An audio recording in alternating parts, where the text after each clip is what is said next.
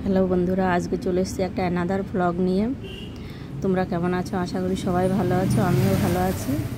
এই যে দেখো, এখন সকালবেলা আমার ঘরের সামনে ছোট্ট একটা সবজির বাগান আছে।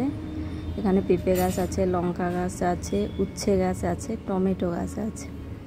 উচ্ছে গাছে ভালোই উচ্ছে হয়। এই গাছগুলো আমি লাগাইনি, বাজার থেকে যে উচ্ছে এনে খেয়েছিলাম সেগুলো দানা এখানে ফেলেছিলাম, সেখান থেকেই গাছগুলো হয়েছে। সেখান থেকেই উচ্ছেও হচ্ছে, করলাও হচ্ছে।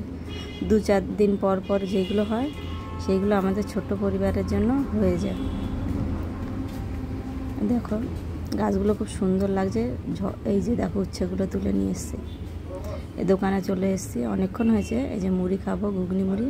ঘুগনিটা আমাদের দোকানের নয়, অন্য দোকান থেকে নিয়ে এসে এই যে খেয়ে নেব। এখন কাস্টমার নেই। এই যে দোকান থেকে বাড়ি যাওয়ার সময় দুপুরবেলা ফল দোকানে এসেছি। এখানে লিচু আছে, আম আছে, মৌসুমি লেবুও আছে। ওই অত কিছু নেব না, লিচু আর আম খালি নিয়ে যাচ্ছি। এই যে বাড়িতে চলে এসেছি, দোকানের বাজারগুলোও করে নিয়েছি। ছেলে আমার সাইকেলে আছে।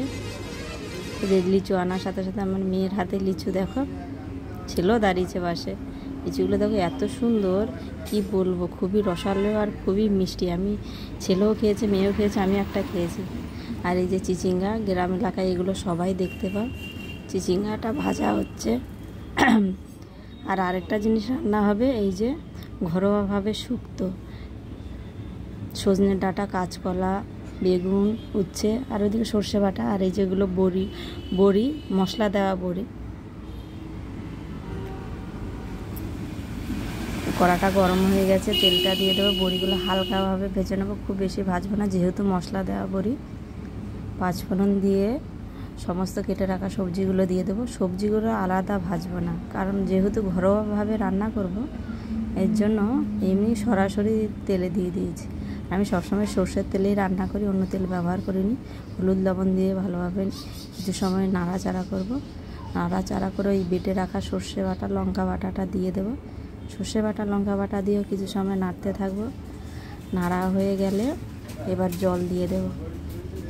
খুব বেশি জল দেব না, অল্প জল দিয়ে ঢেকে রান্না করব, সিদ্ধ হয়ে যাবে। এ দেখো, ঢাকনা খোলার পরে প্রায় হয়ে এসছে, হয়ে গেছে বললেই হয়। এবার নামিয়ে নেব তরকারিটা, নামিয়ে নিচ্ছি। অনেকেই বলবে যে তরকারিটা সাদা সাদা। হ্যাঁ, অবশ্যই সাদা সাদা, কারণ সর্ষে বাটা দেওয়া হয়েছে, তারপরে কাঁচা লঙ্কা, এর জন্যই কাঁচা লঙ্কাতেই বেশি তরকারি হয়। আর এই যে পটল ভাজা আছে, আমার ছেলে পটল ভাজা খেতে খুব ভালো লাগে। আর এই যে কড়াইটা কালো, এই কড়াটা কালোর পিছনে কারণ আছে। এই কড়াটার বয়স অনেক দিন হয়েছে। এর আগে অনেকে আমাকে বলেছে, বৌদি কড়াটা কি মাজো না? আর এই যে পটল ভাজা, চিচিঙ্গা ভাজা হয়ে গেছে।